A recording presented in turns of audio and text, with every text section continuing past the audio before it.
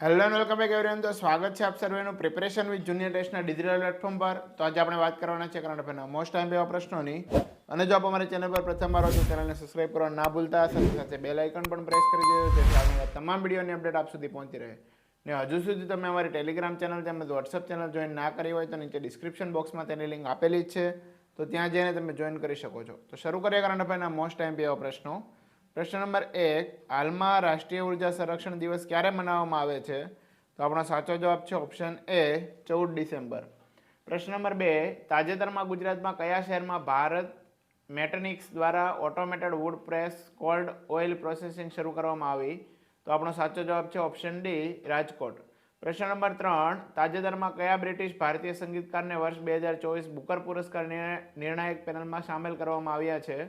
તો આપણો સાચો જવાબ છે ઓપ્શન બી, નીતિન સાહની। પ્રશ્ન નંબર 4, તાજેતરમાં ઝેવિયર માઇલી કયા દેશના રાષ્ટ્રપતિ બન્યા છે? તો આપણો સાચો જવાબ છે ઓપ્શન એ, આર્જેન્ટિના। પ્રશ્ન નંબર 5, તાજેતરમાં કયો રાજ્ય એફડીઆઈ પ્રાપ્તકર્તાના રૂપમાં દેશમાં ટોપ પર રહ્યો છે? તો આપણો સાચો જવાબ છે ઓપ્શન સી, મહારાષ્ટ્ર। પ્રશ્ન નંબર 6, વર્ષ 2023માં ગૂગલના ટોપ ટ્રેડિંગ એથ્લીટની લિસ્ટમાં એકમાત્ર ભારતીય નીચેનામાંથી કોણ બન્યા છે? તો આપણો સાચો જવાબ છે ઓપ્શન ડી, શુભમન ગિલ।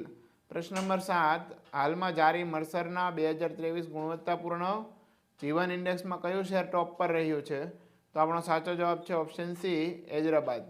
પ્રશ્ન નંબર 8, નેશનલ ગેમ્સ 2023માં ગુજરાતના સુનિલ જોલિયાને કયો મેડલ જીત્યો? તો આપણો સાચો જવાબ છે ઓપ્શન એ, ગોલ્ડ। પ્રશ્ન નંબર 9, હાલમાં કયા રાજ્યની સરકાર તમામ જિલ્લામાં પીએમ કોલેજ ઓફ એક્સેલન્સ સ્થાપિત કરશે? તો આપણો સાચો જવાબ છે ઓપ્શન એ, મધ્યપ્રદેશ। પ્રશ્ન નંબર 10, હાલમાં કયા રાજ્યના મુખ્યમંત્રીએ ડોર સ્ટેપ સેવાઓ માટે યોજના શરૂ કરી છે? તો આપણો સાચો જવાબ છે ઓપ્શન બી, પંજાબ।